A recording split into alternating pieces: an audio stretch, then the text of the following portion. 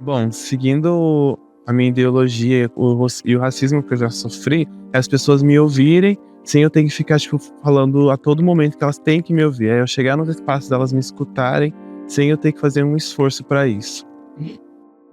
Ter voz para mim é quando eu quero demonstrar minhas ideias, quando eu quero mostrar quem eu sou, como eu sou.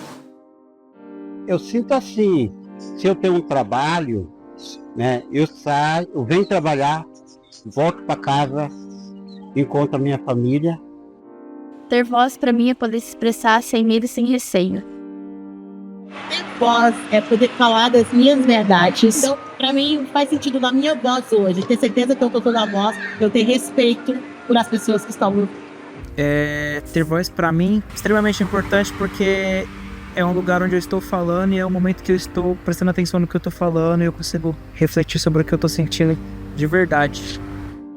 Ter voz para mim é poder se movimentar. Ter voz para mim é resistência, luta, significa muito isso, que é o que tem aí no meu dia a dia, no dia a dia de várias pessoas como eu, da comunidade, mulher preta e tal.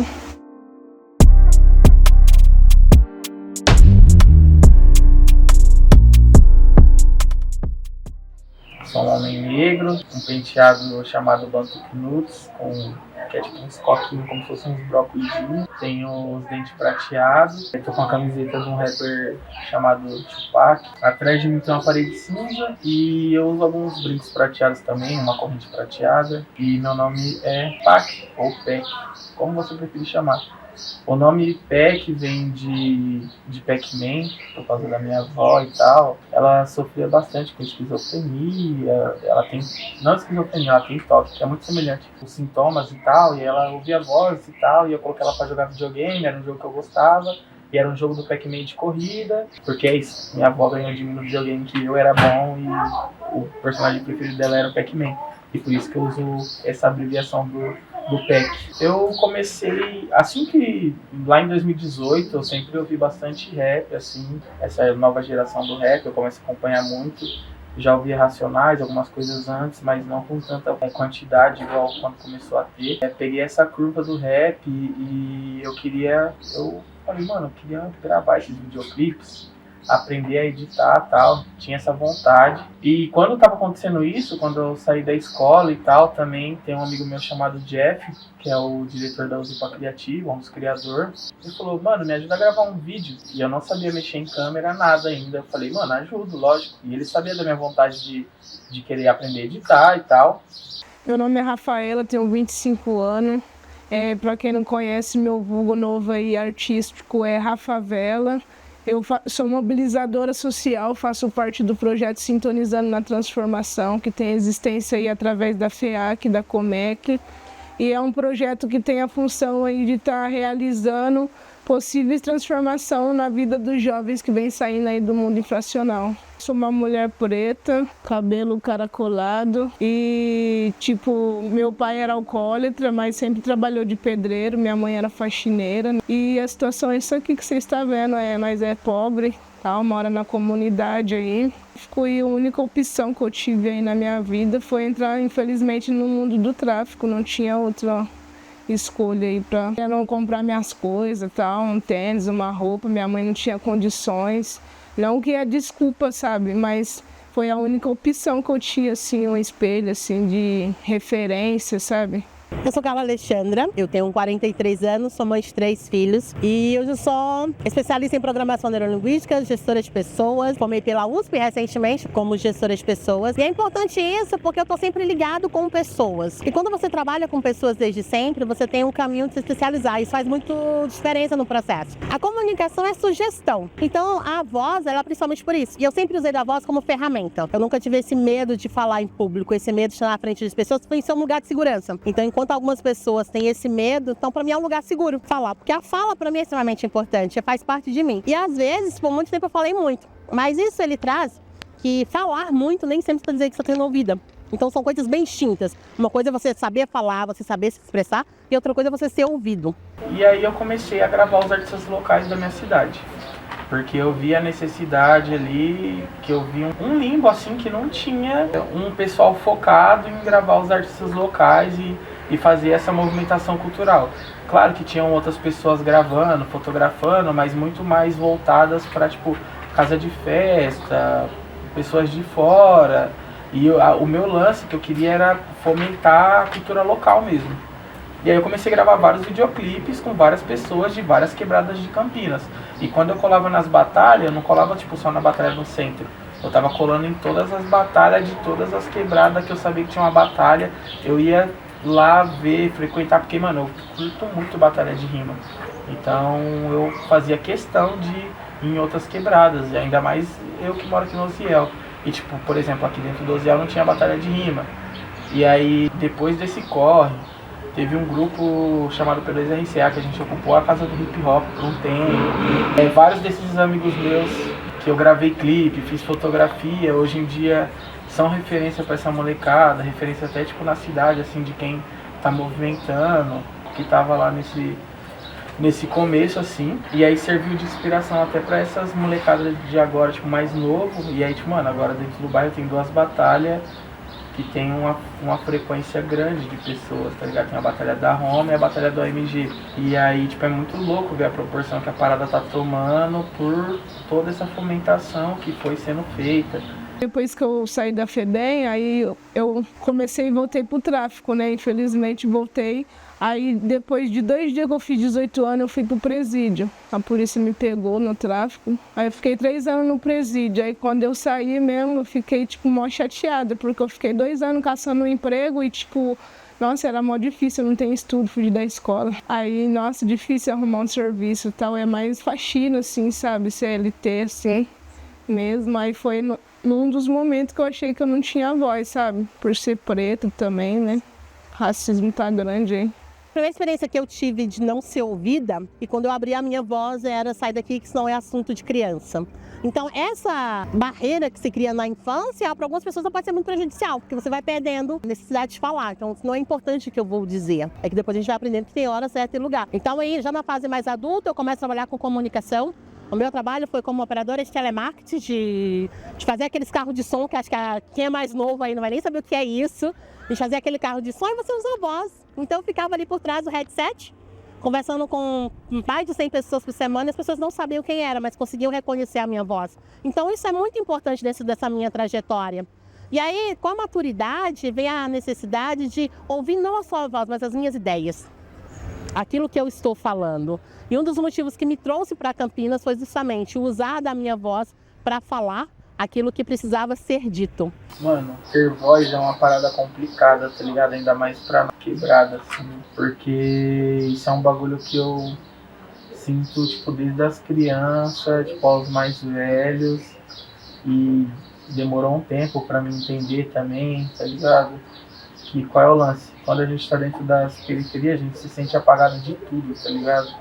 A gente se sente excluído, a gente sente que, tipo, a gente não tem espaço, que não tem nossa vez, várias paradas. E, tipo, pra mim, o lance de ter voz é eu poder fazer as coisas que eu gosto, que eu acredito, me sentir representado nos lugares, tá ligado? Poder me ver nos lugares, porque eu percebi também que a molecada, a gente gosta de se ver, tá ligado? A gente, quando eu vou gravar o clipe dos moleques, os moleques ficam mó felizes na hora que eles se vê na câmera, e muitas vezes eles nem imaginam, assim, que poderia ser daquela forma. E aí a gente se vê na parada, tá ligado? A gente vê que, tipo, não é impossível pra gente, tá ligado? Por várias barreiras que tenha, não é impossível. A gente consegue fazer, tá ligado? Com várias limitações, a gente consegue fazer. E aí quando a gente se vê ali, a gente fica tipo, caramba, mano, olha o que a gente tá fazendo, tá ligado? É nossa voz ali. E aí, tipo, pô, quando a gente recebe uma premiação, tá ligado? Porque a gente fez uma parada da hora e reconhecem isso, tá ligado? Quando a gente é reconhecido por alguém que a gente admira, mano. Prever pra você, tá ligado? Pra mim, isso é uma parte sobre ter voz. Sobre ter voz, são muitas coisas. Assim como eu falei várias coisas aqui. E nenhuma delas é necessariamente sobre a nossa voz de falar. Acho que é muito mais que isso. Muito mais do que só ser ouvido, tá ligado? Acho que ser representado, ser visto, ser comentado, tá ligado? São muitas coisas, assim, ter voz.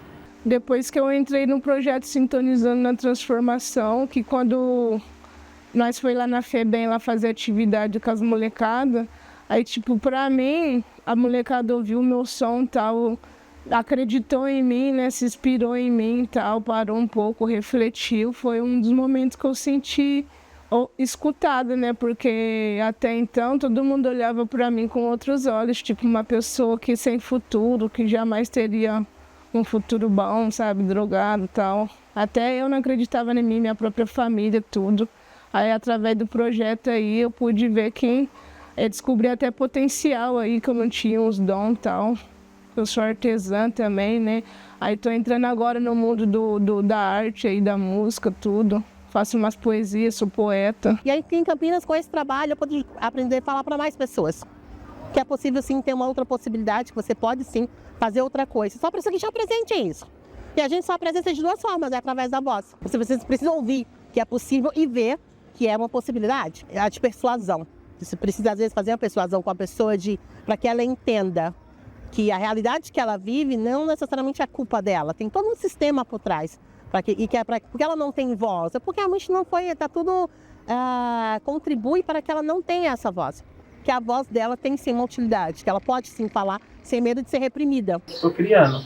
Eu acho que a arte é uma criação. Então, o que eu crio a partir de mim vai ser uma arte. Passar o meu conhecimento, a minha arte aí pro pessoal aprender, né? Assim como eu aprendi também, que tipo, pode virar até uma profissão do empreendedorismo, né? Que através de um artesanato você pode ganhar um dinheiro, vender, ter mesmo até uma renda e tal. E eu me expresso, é uma forma de eu me expressar também. Eu acho muito interessante se comunicar com o pessoal também, né? Passar o que eu sinto e tal, o que eu passo, o que eu já vivi. Porque eu faço minhas poesias, minhas músicas, é inspirada no Sabotagem, no Racionais, que é a realidade, né? A Globo não mostra. Quando a gente fala da comunidade da periferia, quando a gente fala da mulher negra, a gente vai tendo alguns recortes. E aí acontece uma situação interessantíssima, que as pessoas que não são pretas não conseguem entender. Que a pessoa negra, ela não é vista. Então, se ela não é vista, muito menos ela vai ser ouvida. E a mulher, quando ela, principalmente a mulher, que é que tem mais à frente para resolver os problemas, quando ela chega numa creche, que ela chega no centro de saúde, ela precisa gritar. E é o grito da voz mesmo, de aquela imagem de que a mulher negra é uma mulher raivosa, porque é barraqueira, é porque ela precisa gritar mesmo para ser ouvida. Porque se ela ficar quieta, ela vai sempre ser deixando por último. E às vezes quando chega na vez dela, já não tem mais médico, já não tem mais vaga, já não tem mais senha. Porque, querendo ou não, a gente tem essa disparidade social muito grande. Então, a mulher preta, ela precisa gritar. E não é bom ficar gritando o tempo todo, né? É cansativo gritar o tempo todo. Hoje eu falo que eu continuo gritando para que a minha filha não precise gritar. Para que quando ela chegar no espaço, ela passe a ser vista. E aí, tipo, como que eu consigo usar o audiovisual para dar voz? Não só para mim, mas para quem tá ao meu redor. Porque, mano, eu vi... Porque eu também fui trampar no tal do mainstream, com as pessoas famosas também, pessoas que eu admirava. E vi que, mano, não ia fazer sentido nenhum se eu chegasse ali, trabalhar com essas pessoas que não são meus amigos, não é ninguém que eu conheço, e os meus amigos não continuassem sem voz, tá ligado? Pra mim não ia fazer sentido. Zero simpatia, ainda nos critica. Eu tô vivendo a vida, muita fé, eu vou pra cima, pra luta, pra conquistar a melhora da veinha, que sempre me dizia, abre o olho minha filha, no sufoco poucos fica, peça a Deus que facilita a vida de quem precisa, quem tem a sabedoria, proteção de noite e dia, fim do sofrimento, sem dó nós gastar mesmo, desfrutando as de 200, na Porsche lançamento, Zé Povinha só lamento, no ódio eles gritam mesmo, pode crer, vem, vai vendo, Nene cai, ouvi talento. Aí... Às vezes, eu fico tão feliz que às vezes não tem nem palavras, sabe? De felicidade mesmo, de gratidão também, né? Tipo, de olhar e falar, nossa, quem te viu e quem te vê, né? Porque, nossa, dificuldade tem muito, né? E o projeto Sintonizando me ajudou também nessa questão de quebrar barreira, principalmente porque eu sou uma pessoa muito vergonhosa, tinha uma dificuldade de falar, trava às vezes, né? Aí eu quebrei essas barreiras e essas dificuldades através da ajuda do pessoal lá do Sintonizando, que foi muito fundamental na minha vida, assim. As 2 primeiras fotos minhas que foi aprovada na Vogue, mano, tipo... Uma foi no cortejo da Urucungos, tá ligado? Que é uma parada cultural mó importante, tá ligado? Pra quem conhece a cultura, sabe o que é um cortejo. sabe, toda essa representação que tem, a casa de cultura também, o espaço cultural. A segunda foto foi um moleque aqui do meu bairro, tá ligado? Quando eu mostrei esse bagulho pra ele, mano, que ele foi tipo, mano, você tá no meu portfólio Vogue, tá ligado? Que foi um clipe que nós gravou, que é ele contando uma história dele e da parada daqui da quebrada, tá ligado? O clipe ficou mó chave já, nós já tinha ficado mó feliz com o resultado do clipe, mas eu também fiz as fotografias e falei, mano, eu vou colocar, tá ligado? É um moleque da minha rua, inclusive. Então imagina o peso disso, mano. Tipo, colocar um dos meus, tá ligado? Lá no meu portfólio, numa foto que é aprovada pelos maiores curadores do mundo de moda, mano. Quem conhece a Vogue sabe, uma das maiores revistas do mundo. E que é uma fotografia com ele, de modelo, de um clipe que ele é o protagonista, que é uma música dele, que é uma história que ele tá contando, tá ligado? Traz toda essa importância pra parada. Hoje, dentro da comunidade, ele dava voz só aos jovens. Então, a comunidade ela é muito carente desses espaços para o jovem poder falar.